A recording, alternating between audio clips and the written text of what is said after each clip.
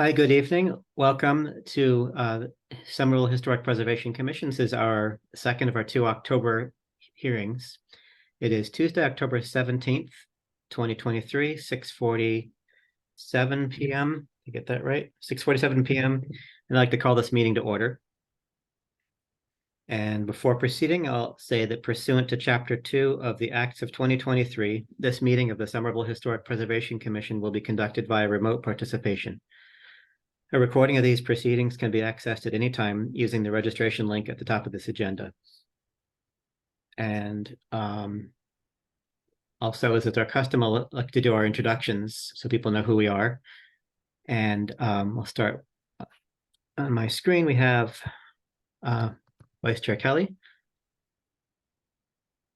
Hi, I'm Robin Kelly. I'm the Realtor representative on the commission, and I am also a historic homeowner in Union Square.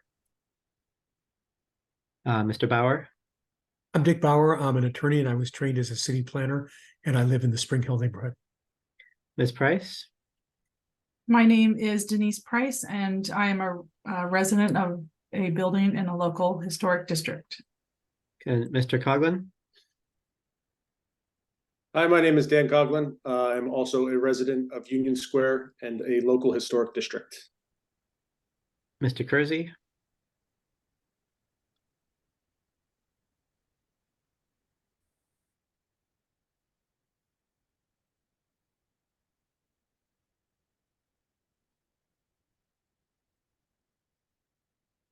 Having mute. So we'll switch to Mr. Chagnon. We can come back. Mr. Chagnon. Mr. Kersey put up a note that he was having audio issues. Okay. Mr. Chagnon. I'm DJ Chagnon. I'm a landscape architect and a resident of Ward 5. Thank you. And I'm Eric Parks. I'm architect, resident of Ward 3, historic homeowner.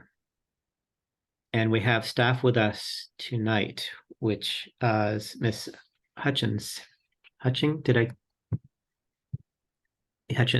sorry. I botched your name for a second there. Okay, cool. So tonight we have two demolition delay hearings. One of them is a significance, the other is a preferably preserve. They're both next door to each other. They're both related to the YMCA building, if anybody's here for that. And the first is a determination of historic significance for 97 Highland. This is HPC 23-000024. Applicant is the Young Men's Christian Association. Owner is the same as the applicant. And the scope is that the applicant seeks to demolish a building constructed a minimum of 75 years ago. Is the applicant here tonight? Mr. Chair, this is Emily Hutchings. I see Adam Dash here for the applicant. I just promoted him to a panelist, so he should be able to join and to come on camera.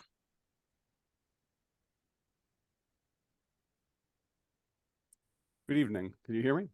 Oh, yeah. Hi there. Great. Hi. Yeah, when you get promoted to panelist, it throws you off and you have to rejoin. Sorry about that. Yeah, Adam Dash, 48 Grove Street in Somerville.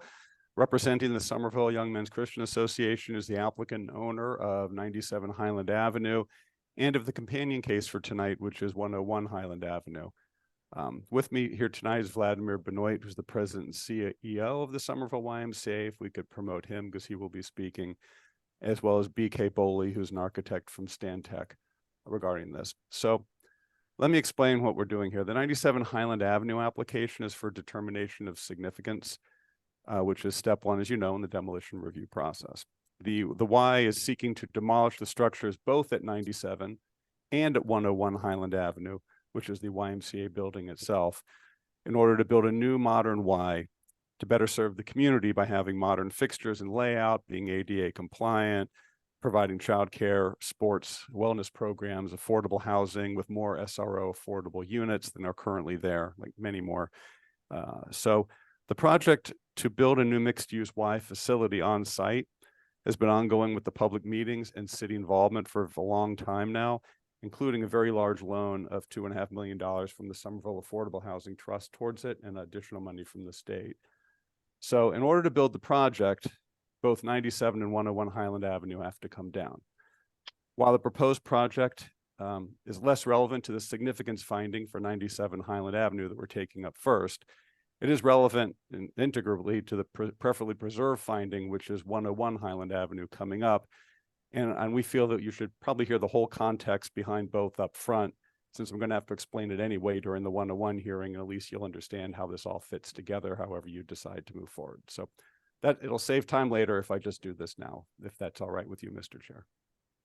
I think that works unless there's any procedural reason somebody shows up for one and not the other. I don't know why that would be.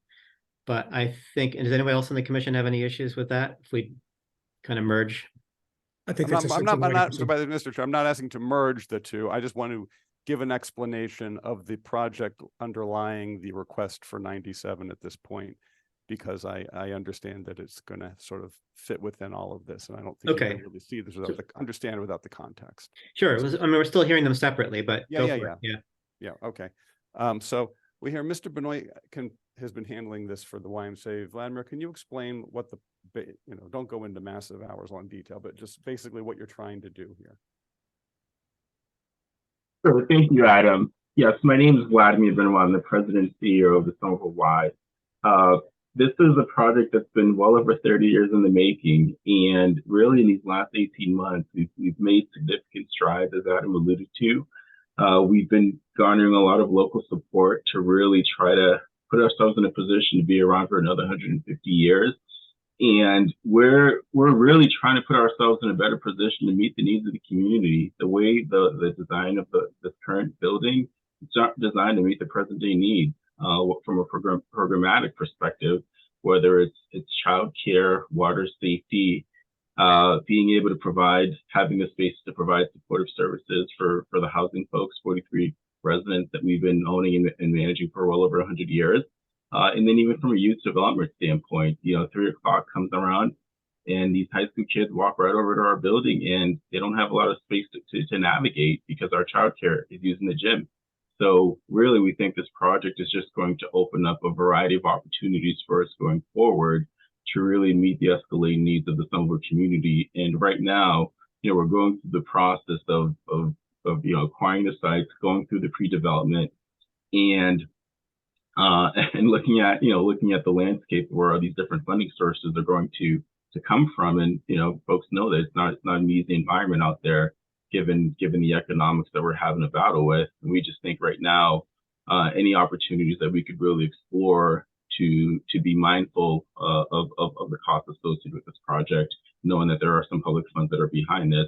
We're just trying to really explore all angles that are available to us to really be as efficient as possible with this project. And this is really an opportunity to create a community hub to serve the micro communities that we have at our Y, whether it starts from toddlers, school age, high school kids, seniors, you name it. The Y is really a space that allows cross-cultural collaborations and interactions with the diverse populations that we have in the city. And there's so much more that we could be doing if we had the adequate space to really be able to deliver on the needs of the community. Thank you. Thank you, Vladimir. Would it be all right if I shared my screen just to show you a map of what we're talking about? I think that might. Sure.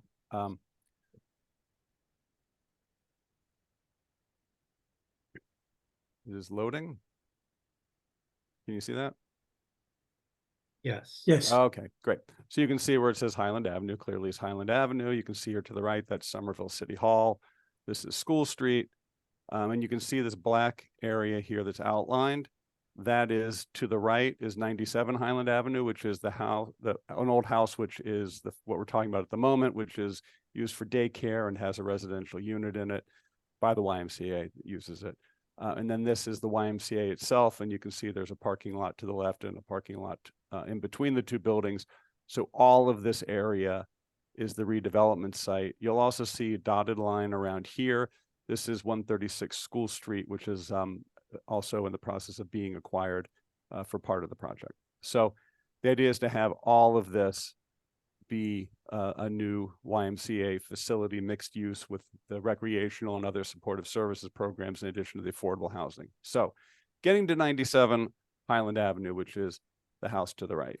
So this is currently, as I said, a daycare center with a residential unit. The YMCA owns it and operates it. As stated in the staff report, it's been altered over time, such as replacing replace siding, windows, and doors, the enclosure of the sunburst window on the right elevation, removal or lost eave detailing on the right elevation, enclosure of the front and rear porches, shed dormer additions in the front and rear right elevations, rear porch addition, an addition on the enclosed side porch on the right elevation. I'd like to ask BK Boley to, if you could please, I guess, to explain to us about the building, because we feel it's a fairly remarkable standard looking sort of Somerville house that's been altered to be commercial in nature. Good evening, everybody. I'm BK Boley. I'm a senior principal at Stantec Architecture and Urban Design on 40 Water Street in Boston. I'm also formerly a commissioner on the Fort Point Channel Historic District Commission. It's nice to see so many architects and landscape architects here, but I'm extremely impressed at the staff report. I mean, the staff report on both buildings was very, very complete and thorough, and we rarely got staff reports to that level downtown. So good for you guys. So in speaking of both buildings, obviously, you know, the residential building at 97 was a big house originally, and it's maintained the massing as you've seen in the staff report. It seems almost exactly as it was originally in terms of the two major bays. The covered porch was added in the early 1900s, as covered porches were added on many houses in many locations. You know, in terms of just the massing, it does look like it's been preserved. All the detail is pretty much gone from the building. We really haven't started our planning process yet. We're at the beginning of the visioning and the programming, so we are sizing things, but we're pretty sure that the size of the new Y is going to be 3 times what it is now, which is 25,000 square feet. Probably the new Y program is going to be closer to 100,000 square feet. We're thrilled about the general location. This is where the Y should be, at the top of Central Hill, close to the high school, at the center of the community that it serves. And unfortunately, as you know, not just the staff report, but what we had seen in a building assessment back in the 1960s, it's really 75 years past its prime in terms of the main building. The daycare building itself seems to function okay with a residential unit and some daycare in it, but it's really too early to tell in terms of the location and the arrangement of it, whether it's going to be able to be worked into the new YMCA program and architecture in some point. Thank you, BK. So just to pull up a picture here of the two buildings we're talking about while we're talking about them. So you can see 97 is the house on the right. It's since been painted blue, but this is a picture of it. And then on the left is the 101 Highland Avenue YMCA building itself. They've been put into the MR5 Mid-Rise 5 zoning district. I would note that the entire context of this property has changed with the new high school complex right there and other projects along Highland Avenue nearby. This change context will continue with a new YMCA facility. So then there's nothing, as you can see, there's nothing remarkable about the architecture of the structure. It's not associated with important historical events or persons. It's been altered and is being used commercially at the moment with one residential unit. All that plus the need to demolish it along with 101 Highland in order to build a better Y facility that can serve the public more and create more affordable housing. And dictates that the structure at 97 Highland Avenue is not significant. I know there's an email support I believe you may have seen for the new project from Ward Councilor Ben Ewan-Campen, whose ward this is. I know, as I said, the city is putting $2.5 million through the Affordable Housing Trust into the project and the redevelopment of this site, and a delay in the demolitions would hurt the project. So with that, we understand this is step one, and this is the significance finding, and I understand the parameters for that as the commissioners have certainly know we've all been through this before. However, I think it is important to lay out why we're asking here, and we can talk about some of the other details with the 101 building where it's probably a little more appropriate, but I did want to at least give you the background before we get into it on 97. So therefore, the applicant requests that 97 Highland Avenue be found not significant. Thank you. Thank you. If that is your presentation, I think the next step would be to take public comment on this. So any members of the public would like to speak, or am I correct, Mr. Attorney Dash? Is there anything else you wanted to say before we jump to public comment? On 97, no, but obviously we're here to answer questions Yeah. if there are any. Okay, Mr. Chair, this is Emily Hutchings. I do see a couple hands raised, so with your permission, I will note the individual before I unmute them. Following, we are having a time limit for 2 minutes when members of the public speak this evening. So following the completion of those 2 minutes, you will be muted. All right, the first person I see with his hand raised is Ron Cavallo. I have just allowed Mr. Cavallo to speak, so Mr. Cavallo, you should be able to unmute. Please, before you start to speak, please state your name and address for the record. Ron Cavallo, 70 Victoria Street, Somerville, Mass. A frequent contributor to this commission. I really want to talk about 101 Highland first, and then I want to talk about 97. I'm aware that many people would look at 101 Highland as a very pretty building, and it is. I want to bring out the point that really Somerville is all about affordable housing. And I have to state that I think that this project, which would include the demolition of 101 Highland and this idea that people would have to sort of turn their back to the fact that 101 Highland is a pretty building. Certainly 97 Highland is no loss to the city. One might argue that 101 Highland is a very pretty building, and to lose it would be a travesty. I have to argue that the significant greater good here to the community, given the location of this building or what will become hopefully a complex, being so close to the high school and noting that there are so many kids in Somerville that just fall off the map after they graduate. A complex of this kind is a significant value to the city of Somerville, and the city of Somerville needs this sort of thing. So I would say lose 97 Highland, it is of no importance, and turn your back to the fact that 101 Highland is a pretty building and that the complex that will be created is of far greater value to the community, and Somerville needs this. I think Somerville is frankly a sad place. And although this is an aggressive project, it is a worthy project. So I support the demolition of both buildings. thank you. All right, thank you. This is Emily Hutchings, Mr. Chair. Before we have any other speakers, I do want to note that this is a public hearing for 97 Highland Avenue. There is a separate public hearing scheduled this evening for 101 Highland Avenue, during which public comment will be taken again. So during this public hearing, would members of the public please keep comments to 97 Highland Avenue, and then there will be another opportunity to speak later in the evening about 101 Highland. I do not see any other hands raised, Mr. Chair. Oh, no, I take that back. I see Diana Marsh. Ms. Marsh, I have just unmuted you, so you should be able to unmute on your end and speak. Hi, thank you very much. Yeah, so I'm Diana Marsh. I'm at 25 Madison Street, just behind the YMCA.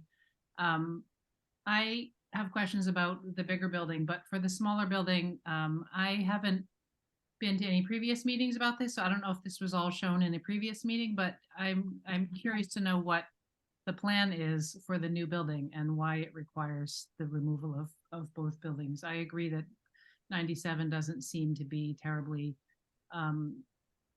significant, and it seems to be okay to remove that, but I would like to be able to see the full context of what's proposed before we just agree to demolish everything. So thank you. Thank you. All right, thank you. Again, a reminder, if you would like to speak at this public hearing, please raise your hand. Mr. Chair, I do not see any other hands raised at this time. Okay, in that case, I'll close the public comment portion of this hearing for this case. And take it up as a commission, unless there's anything else, yeah, as a commission. So who wants to weigh in first here? Mr. Chair, if I could just first address the neighbor on Madison, that for this particular matter of 97 Highland, we are determining whether the property is historically significant. And so what may replace it if the building were to come down is not something that we can consider at this time. We're simply looking at the building as it stands and whether it is historically significant or not. And so that's what we are working through this evening. If it is determined to be historically significant, then there would be the next step, which is to determine whether it would be preferably preserved. If we determine that the property is not historically significant, then the applicant could proceed with demolition. But so the plans for this particular portion of the site is not something that we are able to consider at this time with regard to historic significance.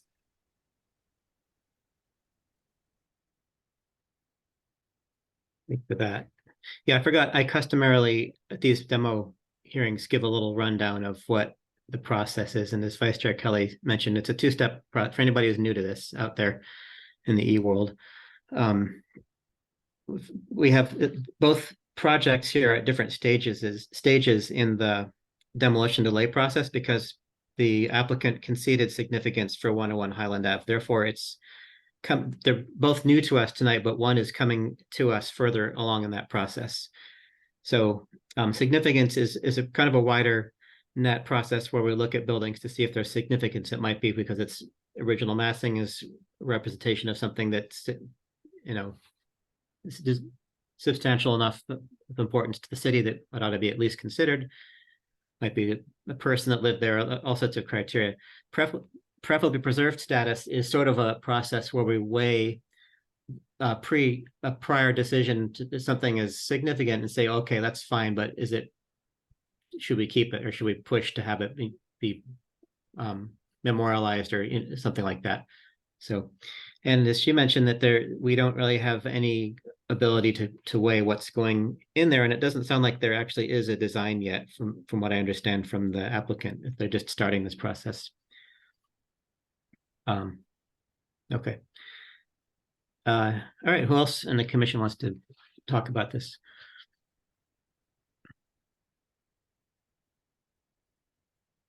Well, I'm happy to go next. And I take the position that this is a significant building. It's significant both as a building in terms of it's a large and important building on Highland Avenue. It retains its massing, a lot of its fenestration. Despite things like the porches, there's no difficulty in looking at it and seeing essentially what this building looked like when it was built originally.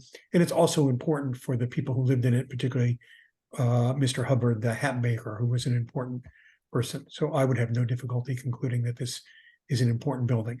It may not be the single most important building in Somerville, and it may not be as important as 101, but our test here is it a significant building?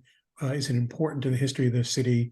Does it tell a story about the city? And I think to me, it's clear that this building does. Thank you.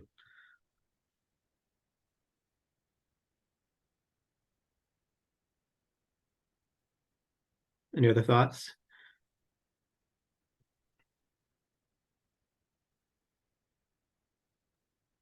I concur with Mr. Bauer's comments.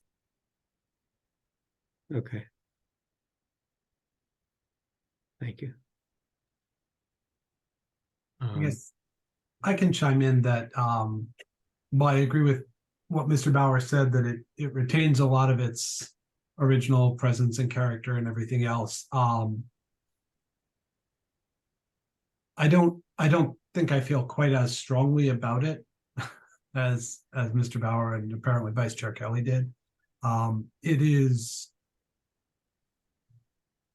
it's not a particularly uncommon architectural feature or style. We're not in danger even along Highland Ave of running out of houses like this from its era. And it's interesting, but it's not exceptional, which doesn't necessarily mean it's not significant. I'm still sort of feeling on the fence about that part of the question. So I don't know. That's my thoughts.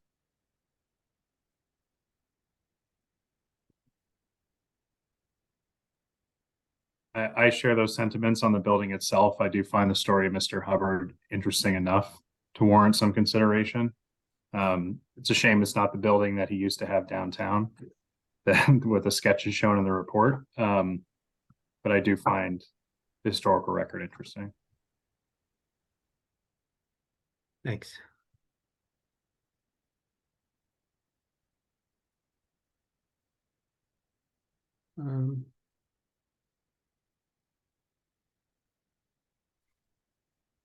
Yeah, these are, and just to reiterate, at this phase of this hearing, we're not considering what might replace it or the function. That the fact that it factors into the YMCA's plans isn't considered at this level here. It's just reviewing the building as it is, regardless of what would happen after the fact. It has been, I'm sort of on the fence there. I probably would lean towards significance myself, at least. Whether I'd go any further than that is questionable. It has been modified in a way that's not, it's kind of unfortunate. But if you look at it, you do get a pretty strong sense still of exactly what it was. And it's kind of interesting. It has, you know, the asymmetry there with the corner bay, and you know, the changes to the front porch are reversible in a way.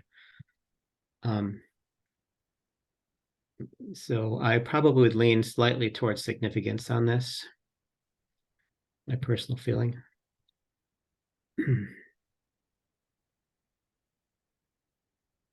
We also have any thoughts?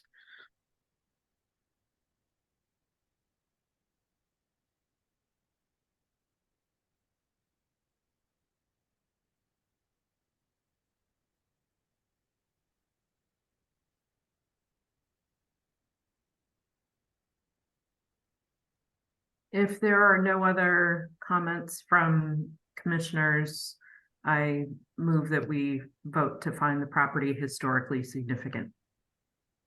Right, second that. Okay, so a yes vote is significance, a no vote is not significant. Yes. All in favor of the motion proposed by Vice Chair Kelly? Aye. Aye. Aye. Opposed? Okay. I just lost my screen, sorry. Do a roll call. Vice Chair Kelly, Yes. Mr. Shagnon, Yes. Mr. Kersey, Yes. Mr. Coughlin, Yes. Ms. Price, Yes. and I'll vote yes. And Chair This Parks, I week- think you missed me somehow. oh, I vote yes. you vote, yeah. You just scrolled off my screen, that's why. Yes, Mr. Val votes yes. Okay, so that's 6-0. And we need to adopt findings. Would anybody like to make a first stab at findings?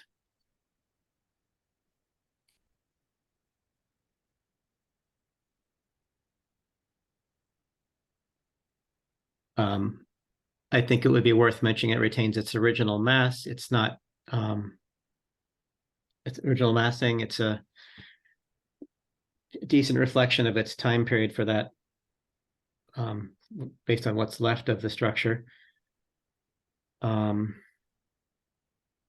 can't really add much else to, unless somebody else has any suggestions.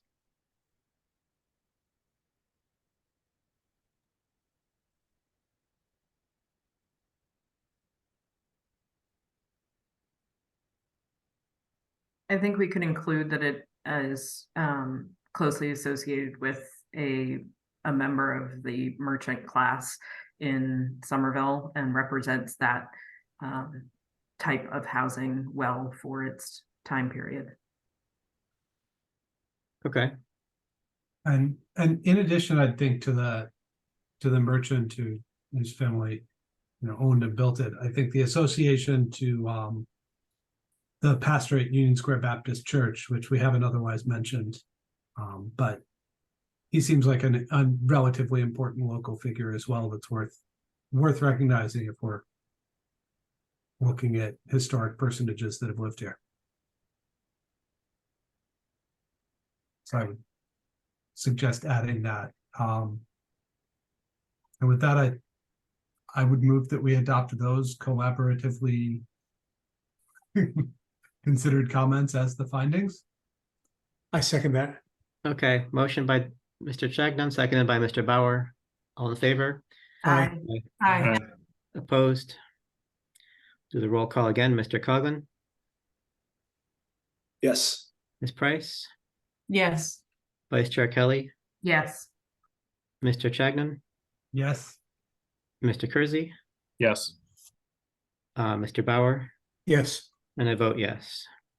So folks, the drill. We'll come back next month to see if it's something that ought to be preserved or not. As You know when that meeting would be, Mr. Chair? And we Mr. Chair, this is Emily Hutchings. I apologize for interrupting. I did want to note that the next meeting will be on November 21st. The November 7th meeting was incorrectly advertised, but that is election day. So we are not able to have a meeting on that day. Okay. And since you're all here, we have another case that involves you. Indeed. So the next case on our agenda is HP 23-000025, address is 101 Highland Ave. Applicant is the Somerville Young Men's Christian Association. Owner is same as applicant. The applicant seeks to demolish a building constructed a minimum of 75 years ago. And you folks want to, I understand you sort of gave us the general rundown last time, but if there's anything additional you want to say regarding this? Yes, most definitely. Adam Dash, 48 Grove Street in Somerville, representing the Somerville Young Men's Christian Association, the applicant and owner of 101 Highland Avenue and the 97 Highland Avenue we just spoke about. Vladimir Benoit, the president and CEO of the Somerville YMCA, is here, as well as the BK Boley architect from Stantec. So applicant has waived the determination of significance regarding 101 Highland Avenue in the interest of time and because the YMCA respects this commission too much to say that there's nothing significant about the structure. However, we did not waive it for 97 because we did not believe that was significant. That said, it has to be demolished in order to build the new YMCA facility we just described. Mr. Benoit and I fully explained the project, which is driving the request. I'm not going to repeat it, but I do want to go into some of this. As to the inadequacy of the current structure and its poor condition, I draw your attention to the December 16th, 1963 engineering report on the structure, which was almost exactly 60 years ago. And I want to quote from some portions of it because I think it says all you need to know. And keep in mind, this was 60 years ago, right? Our experience with associations of similar size and character to Somerville indicate two basic conditionings regarding the Somerville YMCA program. One, the Somerville YMCA is limited in the program it can offer by the restrictions and shortcomings of its present building facilities. The present building was designed many years ago and was modified for YMCA program, which differed greatly in scope and character from the program needs of present-day Somerville. The present program offered by the Somerville Association is limited in its club, educational, social, and physical activities. This is a direct reflection on the present building itself. Almost all of the rooms in the present YMCA building are undersized in relation to their function. The gymnasium is small. The small gymnasium should be at least 52 by 82 to allow cross-court games and allow two groups to use the courts simultaneously, as well as for more adequate full-size courts and larger participation. The natatorium or pool should house at least a 25 by 75 foot pool. The administrative office space is oversized. The locker rooms are too small. The only public women's toilet is too small. Other toilets are inadequate. The present building is the 1/2 century of use could not help but run down a building of this type. The present building, over a half century old, has served its purpose. Today's public standards for acceptable and attractive buildings are far above those standards of 60 years ago. And this quote I'm taking is from 60 years ago on top of that. If the YMCA is to meet the intense competition for the attention of the youth and adults in the community, it must come up to these standards.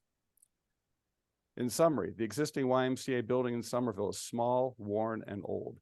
It has served its purpose well and has stood the gap for 60 years. I would note it's now 120 years. In terms of contemporary YMCA buildings, however, it is antiquated in almost every respect. The existing conditions at the Somerville YMCA make it expedient that steps be taken as soon as possible to correct the situation, which, if left alone, will worsen to the point where the YMCA in Somerville will lose the interest and support of the community and negate the effect of its program. A recommendation is I would not recommend that the Somerville Association spend a large sum of money remodeling the existing building. If remodeling is to be done at all for the sake of public relations and general appearance, it should be limited to a simple paint and patch job at minimum expense. Money put into renovating the existing building will not be recovered in terms of additional facilities, income, or program value. It would represent little more than a collection of depreciation repairs. It would not solve the basic problems. Much of the work would even need redoing at a later date. If the entire existing building were to be rebuilt inside, the cost would be just about identical to the cost of a new building of equal cubage. However, the functions would still be housed in a structure whose outside walls are many, many years old. Replanning of interior spaces would provide no more floor area than you have now. It would be most difficult to make a silk purse out of a sow's ear. December 16th, 1963. So I would note that if you've seen the inside of the building, you know that it's inadequate to serve the WISE nonprofit mission and has not gotten any less antiquated in the 60 years from what I just read. Vladimir, can you explain the problems with the building and the impact it's having on your programming and the affordable housing that you currently have? Sure, absolutely. Thanks, Adam. Again, Vladimir Benoit, President and CEO of the Somerville Y. Really, the biggest issue with the constraints of our building, it really limits our ability to fully fulfill our mission. And that means the Y is not in the business of turning anyone away. And right now, you could pretty much say we're inadvertently turning well over 3,000 people away on a daily basis due to our building not being accessible. And that's a huge issue for us. And as Adam alluded to in that report, just the cost in trying to bring that building up to the condition that it needs to be would be astronomical. From a programmatic standpoint, I alluded to this earlier during the call. There are just a number of spaces that we're not able to get the folks in that we'd like to. Childcare. Pre-pandemic, there were a lot more childcare centers that were open, and right now, with less childcare centers, families are looking for spaces that are affordable to get their kids in for the hours that to accommodate their needs. And if you look at our school age program, on a daily basis, we're serving well over 300 kids, and we still have waiting lists. And if we had more space, we'd be able to accommodate a lot more families in the community as a result of that. As I mentioned earlier, even from a youth development standpoint, the high school kids, one of the biggest issues in the city is providing spaces for teens. And between those critical hours of 3 to 8 o'clock, our gym is being used by a variety of different programs and services that these teenagers have to constantly compete with. And a lot of times they're huddled in corners of our weight room waiting to get into the gym to be able to play basketball. And it's just, and you see it the moment you walk into our building, starting at 3 o'clock, that bell rings, those kids aren't having a space to go to. And then, I touched upon this earlier, the 43 residents we have upstairs, they have really no meeting spaces. They have appointments with whether it's social workers, other different case managers, and they're huddled up in the walls of our lobby. So these are all the things that we're constantly having to deal with on a daily basis. And we know that if we had the adequate space to be able to really facilitate the flow of traffic and better accommodate the needs of the populations that we're serving, it would just provide a much better experience for everyone involved in the community that we're serving. Thank you, Vladimir. Thank you. Mr. Boley, could you explain about the issues with the Americans with Disabilities Act and the other issues of the buildings and why parts of the existing building could not be kept and reused? Sure thing. So I had not visited this building in almost 20 years since I took my kids there. We lived in Arlington until recently, and we took them there for swim classes, and it was triggering going back to that space because after the first class we moved them to Woburn. Sorry, Vlad, I didn't want to tell you that when I toured, but it is a maze. It's a labyrinth of very, very small spaces. Many of the corridors and the hallways do not meet even older codes, much less current codes. You cannot get easily into the natatorium. The only place you can get into somewhat directly is the gymnasium. Everything else is, as I said, a maze. The locker rooms and all that stuff are pretty poor.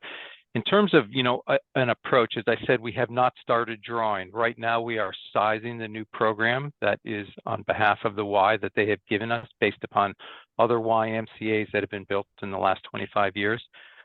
So we really don't know how it's going to work. As you saw from a site plan perspective, this building is sitting in the center of what was originally that 3-parcel site. So there's a parking lot on one side, there's the daycare and some parking on the other. So we're going to try to come up with an approach that has a phasing, a built or constructed phased projects so that we think we might be able to build in one piece and then move people out, demolish if necessary, and then build the next piece and the next piece. But the footprint is going to be more than 2.5 times the size of the existing building.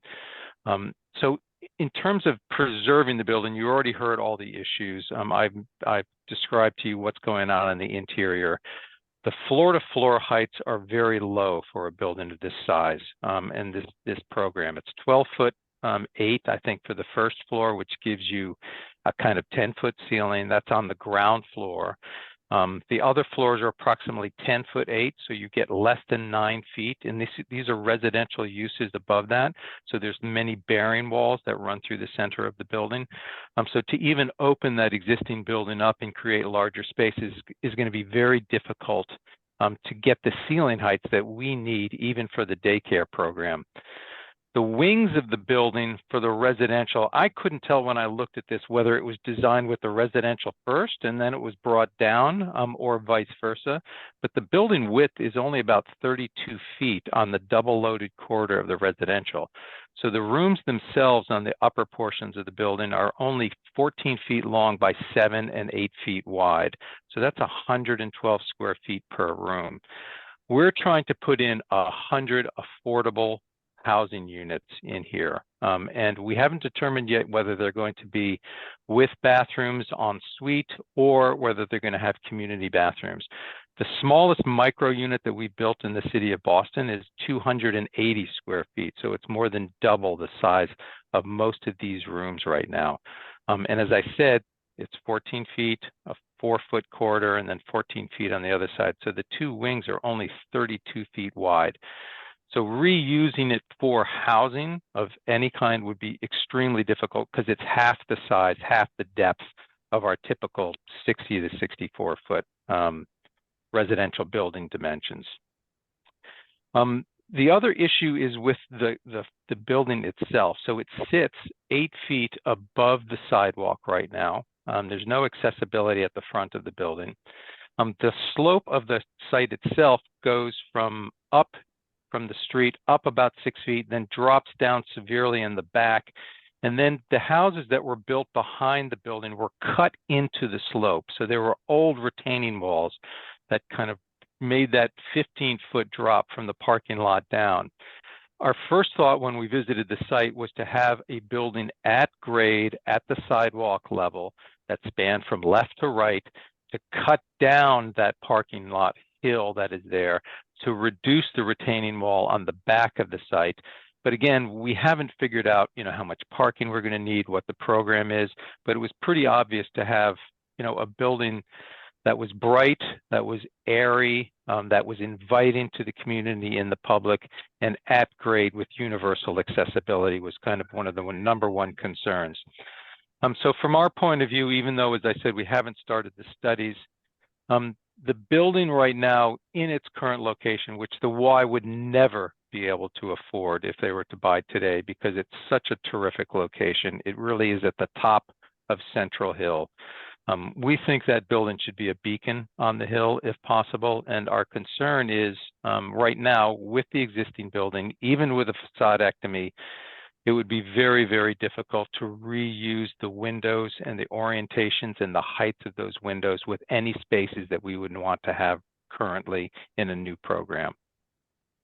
Thank you, BK. And that's in addition to the fact that the entire facade is sitting up in the air. I was trying to show that with the picture, but unfortunately the picture was cut off at the bottom. But at any rate, you know what the building is. It doesn't even start until way up at the top of the stairs. So there's really no way to deal with that and put in a building that's accessible.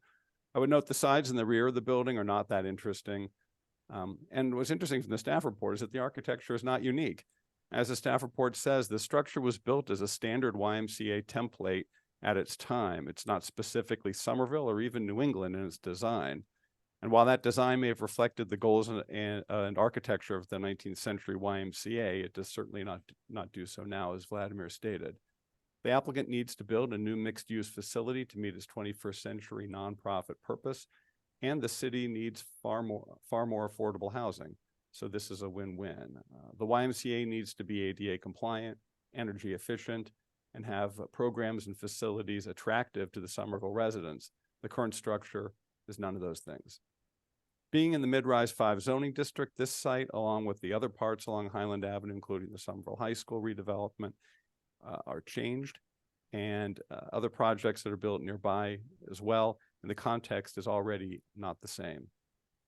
By not imposing the demolition period, you would allow the Y to move ahead now with the new Y project, which the city and state are funding, and which has the support of Councilor Ben Ewan-Campen and many others. An 18-month demolition delay would hurt the project.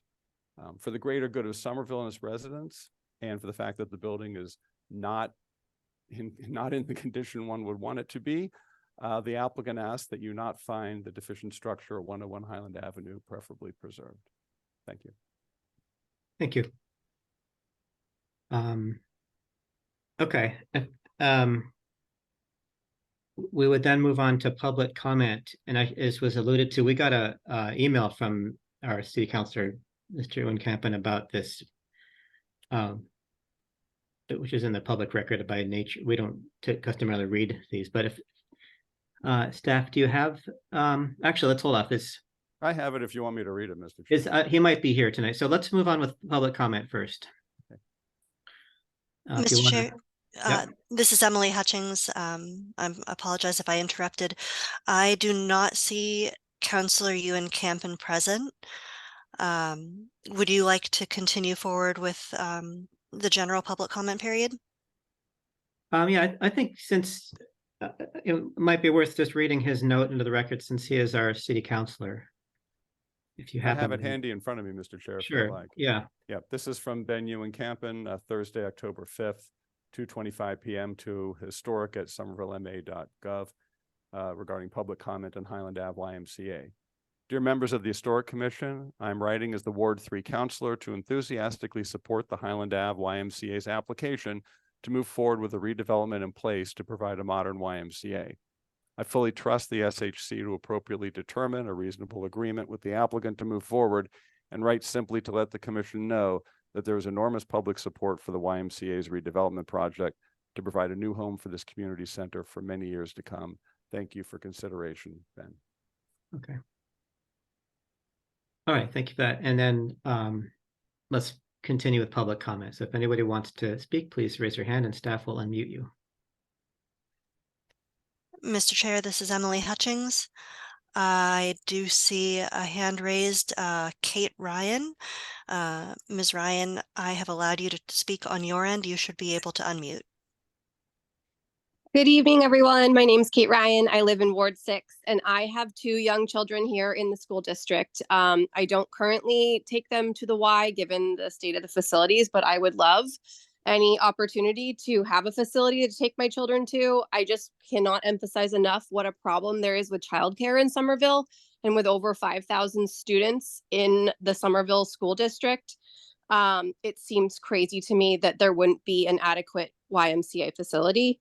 I also recently learned that next year, every elementary school is going to a half-day Wednesday.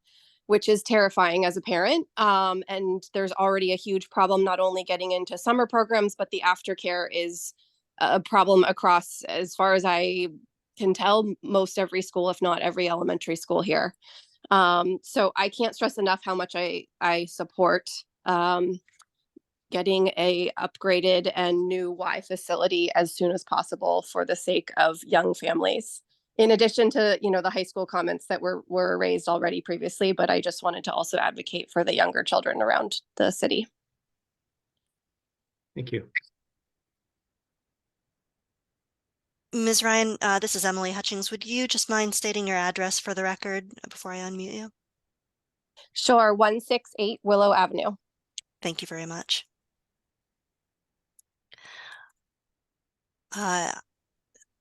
If there are any other members of the public who would like to speak, please raise your hand. Mr. Chair, I see Ron Cavallo has raised his hand. Mr. Cavallo, I have unmuted you on my end. You should be able to unmute and speak on yours. Ron Cavallo, 70 Victoria Street, Somerville, Mass. I've already stated how I feel about this building. I merged my comments with 97 because I think one has to really consider both properties to really free up the Y to be able to do what the Y should be able to do. I think it's very easy for this commission to get starry-eyed about the building as it exists, but I think the director of the Y, the architect representative, and the lawyer has made it really clear that this is an antiquated building. And, again, I could talk for extended periods about all of this, but the bottom line is that I believe this building should be demolished. I believe that the greater good that a new Y facility would create for the city is far greater than, the starry-eyed beauty of the existing building. And it's frankly superficial beauty, as it has been made clear. The city needs this. The city absolutely needs this. This is a city that in large part is behind all the adjacent cities. And it's already been stated, this location is particularly unique because it is adjacent to the high school.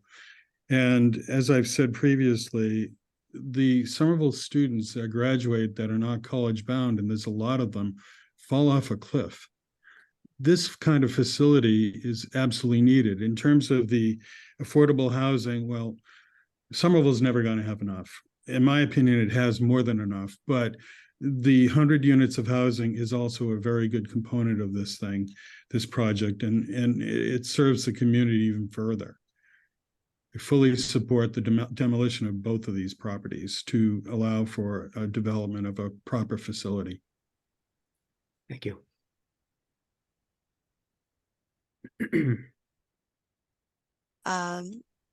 Mr. Chair, this is Emily Hutchings. I see Diana Marsh has raised her hand. Ms. Marsh, I have unmuted you on my end. You should be able to speak. Thank you. Again, this is Diana Marsh at 25 Madison Street. While I don't know what will be replacing these buildings, and I agree that the building has a nice facade and it looks nice along Highland Avenue, but I want to say that I support the idea of demolishing the building and making a new YMCA here. I think it's very important to have a facility that the community can benefit and that will allow high school students, for example, to use a new swimming pool there. I assume there'll be a swimming pool. And, I have a daughter in Somerville, and we have tried to get into swimming classes at the Kennedy pool, and those often fill up very fast. And I understand that it's difficult to get spots in the pool at the Y. So if there was a larger, newer pool, I think it would make it easier for all students in Somerville to take swimming classes. I've tried to join the gym there at the Y, but dropped out after a month or two because it just doesn't even have all the standard equipment that you would have in a gym. And it's just really such a tiny warren, as they've said, with all these different spaces that are really hard to navigate. I think making a new Y will be a really excellent addition to this central part of Somerville. It doesn't seem like it would need any or much parking because it's right near the Green Line and buses, and could benefit the high school students and the community with not only the gym, but the affordable housing and the daycare and after school activities and everything. So I support the demolition of the existing building and hope that it will not be delayed either. Thanks. Thank you. Mr. Chair, this is Emily Hutchings. I see Tom Bent has raised his hand. Mr. Bent, I have unmuted you on my end. You should be able to speak. Hi, thank you. Can you hear me? Yep. All right, great. My name is Tom Bent. I live at 3 Harvard Place in Somerville. And I agree with the last few speakers about the need for a new modern YMCA. The existing facility has really outlived its practical usefulness, and the benefits that the Y will be able to bring to the next generation of Somerville kids is just, you know, an untapped potential for this city and very much needed now. So I'm not gonna, you've heard a lot already, but I just like very enthusiastically support the demolition of this building and a new 21st century Y to take its place to really be able to bring the programs and the items needed for the for next future generations. Thank you. Thank you. Mr. Chair, this is Emily Hutchings. I do not see any other hands raised at this time. I'll give it a few more seconds. I do not see any other hands raised by attendees at this time. Okay, thanks. In that case, I'll close the public comment portion of this hearing for 101 Highland Ave, and we will take it up to commission. It's obviously a dear, I mean, full disclosure, I have 2 teenagers who have been, Y has been part of their life, their whole, you know, swim lessons, after the whole thing, they're good in the gym. So I completely understand the parameters of the building and what's going on there and what the deficiencies are.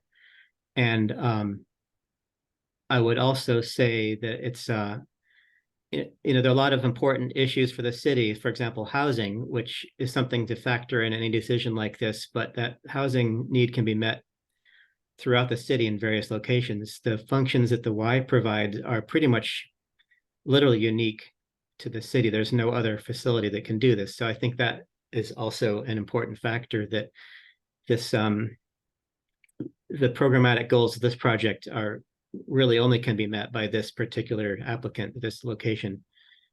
As for whether the building can be kept, you know, so that's one thought that I guess I just jumped into it here. It is a beautiful building. I'm going to be a little bit of a devil's advocate and ask the applicant, is there any realistic scenario that would actually have this building coming down within 18 months, given that you haven't started designing it, haven't gotten the funding for it or a contractor selected? I mean, in my experience, that's a multi-year process. Well, yeah, Mr. Chair, Adam Dash again. We've been doing quite a bit of background work and reviewing things. We don't have a design per se, right? But we are moving ahead with it. I guess BK and Vlad would probably know more about where they are with it than that. But I do know they wanted to get going on the demolition sooner rather than later, because there's going to be a lot of, you know, site work involved. Yeah. But perhaps you guys can. Okay. Vlad and I will be racing to see if I get the drawings before he gets the financing. Okay, yeah. So the other factor with this would just be that if it's not, as Attorney Dash could tell you, that usually in cases like this, the demolition delay finishes well before the 18 months goes by with the memorandum of agreement that might agree on some form of memorialization. So we often acknowledge, like, the building's got to go. We see that we would like X, Y, or Z, retaining some element or memorializing somehow or something. We do have the ability to attach conditions like that to this process. Sometimes if it's more involved, we suggest that we spend a few months to hash those things out as you work on the project, with the understanding that, you know, I personally can't see this holding up the plans for the YMCA. I think that's really important. On the other side, I would like to see if there's any opportunity to work through ways that this, you know, what alternates to preservation of the structure could be. And Anyway, I've said my piece. Let's see if anyone else in the commission has any thoughts before I go any further. I'm happy to jump into that void at the moment. And I think I feel a lot of what you're feeling, Chair Parks, except that the Y hasn't been a part of my kids' lives for for reasons a lot like one of the callers stated, that the spaces weren't quite working. And I really support the mission of the Y and the goal of expanding the space in the city. But while I don't know Mr. Boley personally, I know Stantec Architecture, and you guys have a lot of creative and talented folks. I assume you're one of them, given your role there. And it would surprise me if there's not a creative way to memorialize or capture some of the essence of the building, even if we can't, as you said, do a full facadectomy because of the spacing on the fenestration. But even there, it feels like there might be a creative solution to making a part of it work. And I'm thinking of the high school project just up the street, where the old auditorium portion got turned into a major architectural feature in the new building, and it ties in very nicely with the new architecture, and it all blend seamlessly together so that there's enough of a recognition of the historic portion of that building mixed with the new architecture in a way that serves to make that space with all its stairs up accessible, because there's a different route into the building and everything else, and really addresses a lot of what Attorney Dash brought up as some of the ADA concerns, which are very, very real. I mean, they're what I deal with a lot when I'm professionally brought onto a project like this. It's how do we get into the building? Pardon. But yeah, it would seem to me that the pace these projects tend to go, there is time to, assuming the commission feels like there is enough value in the building, to work through a memorandum of agreement in a way that wouldn't hold up the YMCA's project at the pace you're going. I mean, I think sorting out what that memorialization looks like, because while it is clear that the building as it is can't stay and continue to serve the Y's mission, or really much function for anything at all. It also has a lot of history. It has a lot of presence on the streetscape. It has a lot of architectural detailing, and this isn't one of the cases where the facade is falling down on us, fortunately. It would be nice to find a way to incorporate some of that. I mean, maybe it's, if it's the central bay in a larger structure that surrounds and encompasses it, or what. I guess I would be surprised, and I would look and push to see if there is some way to incorporate a portion of the existing building into the new design, and failing that, to significantly memorialize it. I think I'd want to see how that process transpires. And again, in a way that, keeps in mind the clock that the YMCA is on and the project is trying to move ahead. I don't think anyone wants to see it last 18 months. That's my piece anyway. Oh, thank you, DJ.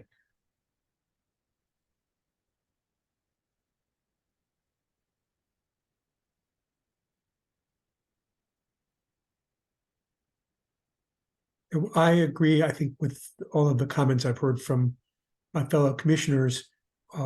It seems like a good and important project to go ahead. It would be helpful for us in thinking if we knew more about what it was like, but I understand you are still early in the process of figuring that out yourself. It does seem to me feasible and important to at least incorporate some aspects of the existing structure into some new structure. I don't mean necessarily leave walls in place, but there are parts of the building that could be recycled and reused so that some of the old building would be memorialized. And I, along with my colleagues, I think would like to see that happen in this new structure. You, Mr. Bauer.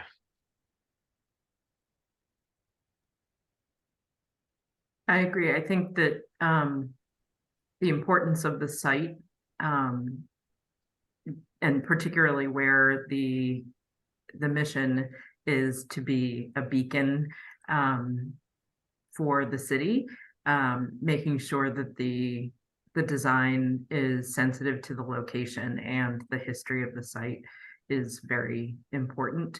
And particularly where we don't yet have drawings to be able to see clearly what our preferable is. We know that the programming and the plan for the expansion that's needed to be able to serve the community in the way that the organization wants to and can, that's very important, but we don't yet have the details about the physical space and the design. So I am feeling aligned with my colleagues here about wanting to be sure that we're bringing some of the existing building into the new design to memorialize it, while making sure that the organization can move forward and create the kind of space and building that it needs to perform the good work that it wants to. Thank you.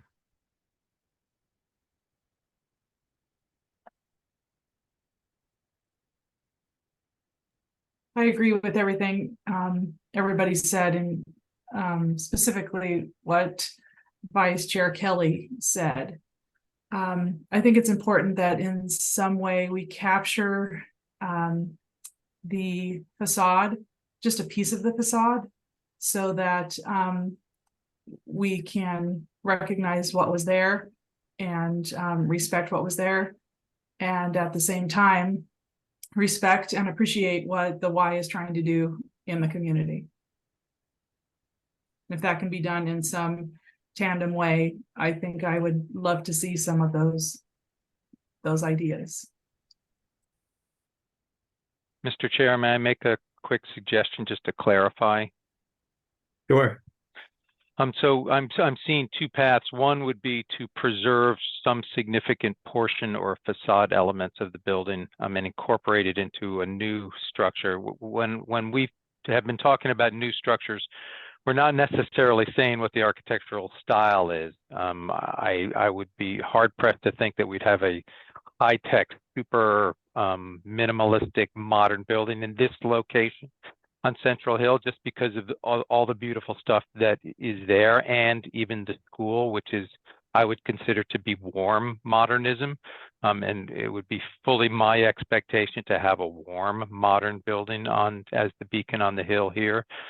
And then the other path, short of trying to preserve elements, is to focus on how to memorialize this building in this location, and to do justice to its long life from 1904.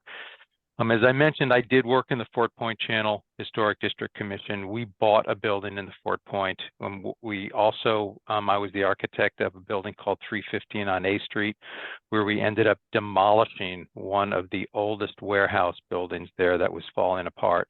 We put in a new building that I would say is a warm, modern building, but we also had some nice industrial characteristics to it. And we did a beautiful memorial to the building that was there, as well as to the entire district. So that second path is to figure out how to do justice to the history of this building and of Central Hill, thanks to all the good work that the staff has done in bringing it to everyone's attention. I think if you could give us a little bit of time to figure out which of those paths we might want to go into, because I don't know right now, but I would like to spend at least a month looking at that with my team and with the Y team, and come back with some suggestions of path A versus path B. Oh, yeah, interesting. Thank you. Yeah, and you haven't been before us much, if at all. So you don't know this typical, but for example, we recently had a project down near Union Square where a building that had a really cool it had been pretty covered up with cow wall and some kind of crazy stuff. But they had a nice old Egyptian revival entry portico, and they actually were able to incorporate that inside as a almost a furniture piece within the lobby. So I mean, I've seen you make a good case about the reasons you can't restore this building with this use. I've been around the block enough to know why you can't. And I don't really see it as being a thing where you just chop off the front facade and then glue it onto something new, because that's a really tough thing to pull off, unless it's a really, really precious building, which I don't think this rises to quite that level. So sometimes it's a matter of grabbing a piece with a nice, almost like a museum, a gallery of like, this is the history of this building, this is the history of the Y. This is the history of this architectural style that the YMCA's, it was sort of their pattern at the time for why, the methodology for why they chose this as a spread throughout the country, and the significance of this style. I think they're kind of interesting stuff like that. And since you do have a captive audience there, it might be kind of a cool way to bring the people coming there into the history of the neighborhood and the history of the Y and all that. So I think there's a lot of room for some creativity there. It's absolutely not my intention to hamstring the project in a way that holds it up. But I feel like since we're really at the beginning of the planning process, maybe there's an opportunity. If we say no to preserving it, it kind of throws in the towel and says, well, there's no input on our side at all going forward. So that's it. The process feels very binary that way, but it doesn't really need to be. So if you want to, you could confer with your attorney and see how you want to work with that. But another option is just, I don't know how we would vote, but if we voted that it be perfectly preserved, we would immediately start working on an MOA with you guys while you flush out that details and we come to that. And that, I can tell you honestly, that tends to be what happens with these case like this, where you have a kind of a cool thing. We incorporate the drawings into a memorandum of agreement and away you go. So it doesn't really cause you to have to change course in the midway through your design. Does that make sense? Yeah, Mr. Chair, that is typically how we do things, that you vote preferably preserved, and then we go back and talk with staff, work, or some members of the commission work out an agreement and then bring it back to you. If we could do that in some sort of expedited fashion, if that's the way the commission wants to go, then that would be helpful. I don't know exactly how nowadays we're going to be doing that, because we used to go to City Hall and sit around a table, but now that everything has to be communicated through Citizen Serve, I'm not exactly sure, but we will have to we would have to figure out some way to do that. But there are, as you heard, some serious limitations as to what can be preserved, and that's where I'm going to have to rely on BK here as to how to be creative but not stifle the proposed program. And Vlad has mentioned, not in this meeting, but to us, there are certain elements in the pool, for example, that the public find to be, something that they cherish. These little, they're not really gargoyles, but they're little icons in the edge of the pool. There's obviously lots of bits of architecture because it's comprised of so many different styles. I think it would be harder to take one of those big placard facade elements and incorporate that into a new structure, as you had mentioned. But I think we can certainly be very creative in how we preserve the memory of the building with parts of the building, but also, it might be a diorama of the building as well to show what this would look like when it was built in 1904, in a small model to the side of the entrance, or, the Y is all about education too. So having that education as part of Vlad's tour and choreography through the space could be very interesting. I think so. And I just, you say that, I know somebody who will probably be digging through a dumpster to find the tiles in the base in the swimming pool area on the back wall, because there's some really cool stuff down there. Impossible to get to it, but yeah. Yeah. So that's, I'm kind of speaking for how about the rest of the commission? What do you think about this?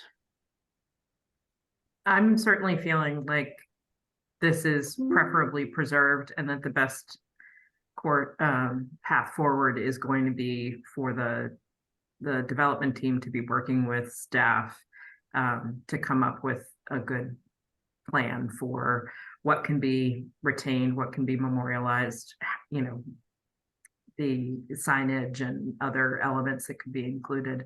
But I think there's enough there that it needs more discussion and it needs involvement of staff. Okay. Vlad, what do you think? You grew up in that building. Yeah, no, I think there are definitely some components within the building that would really help continue to tell the story and really allow folks to reflect on some of the history of the Y. And I think it's just a matter of really going through and finding some of those components that's feasible for us to incorporate and balance the timing and not hopefully hindering the speed at which we need to execute on the project. But no, I think we were coming into this with an open mind, knowing that there are some components that we'd like to try to bring into the new facility, and just wanted to keep the discussion open on how or what's the best path forward to try and incorporate some of those components. Okay. I mean, having two teenagers there, they spend a lot of time just, they hang out, they look at things. And I think you have a kind of a cool vehicle there to expose people to things like that.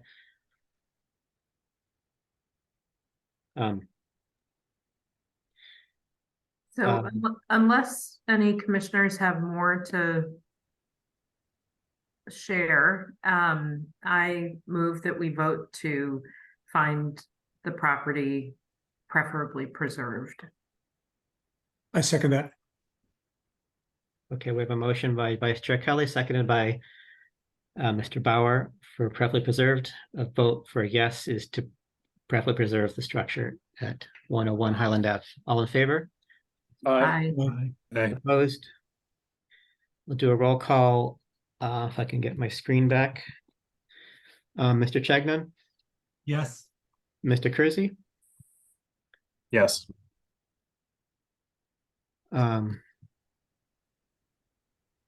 Coughlin, Yes. Mr. Bauer, Yes, and I just want to note for the record, I'm speaking for myself, but I think that this is the sentiment of my colleagues. In voting yes for this, it's not because I am trying to stop this whole project from happening or make it wait for 18 months, but simply this is the point in the process that we need to essentially say we want to stay involved in the process. So this is then the predicate then to working out a solution that's going to work for everybody here. okay, thanks. And now I have completely forgotten where I was in the I'm lineup. but- sorry that I threw you off. Right, that's all right. Vice Chair Kelly Yeah, and Ms. Price are the two of us remaining, and I say yes. and Ms. Price, Yes. and I'll vote yes. And we'll look for findings. I would say obviously the report says that it's functioned as the history as the YMCA building in Somerville. That use alone is historically significant. The architectural style is the classical revival with the Tudor and Gothic revival and Romanesque elements is fairly uncommon in the city. What else?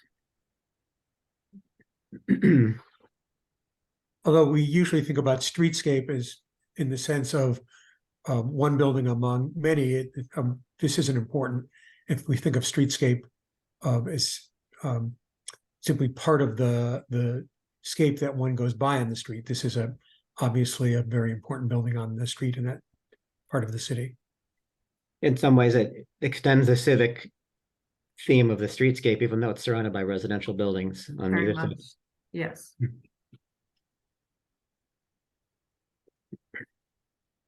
I move that we vote to adopt the findings as described by Mr. Bauer and Chair Parks. I'll second that. Okay, all in favor? Say aye. Aye. Aye. Opposed? Roll call again of Mr. Coughlin, Yes. Mr. Bauer, Yes, Mr. Chagnon, Yes. Mr. Kersey, Yes. Vice Chair Kelly, Yes. Ms. Price, Yes. and I'll vote yes. So thank you guys. I mean, seeing the gist of what we're after. I think continue with what you're up to. Be creative. Think about something and, come back and carry on. Thank you, Mr. Chair. Thank you for your consideration this Thank you. evening, again, giving us, the agenda for tonight. And we will see you November 21st on 97, I suppose. And Okay. Yeah. who knows, maybe an MOU on 101. We'll see. Sure. All right. Thank you. Thank you. Right, guys. Bye-bye. Okay. Those are our two orders of business. Other business, we have CPC update, which we don't actually have one because there was no meeting between this and the prior meeting. There hasn't been any update since then. Unless anybody has any questions, things stand as they were last time. We have no meeting minutes to review. I think that's it for our agenda. Anything else?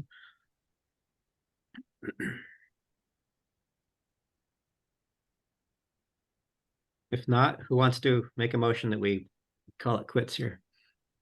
I move that we vote to adjourn. Second, Seconded. All in favor? Aye. Aye. Aye. Opposed? Mr. Coghlan, Yes. Vice Chair Kelly, Yes. Ms. Price, Yes. Mr. Shagnon, Yes. everything, just Mr. Bauer.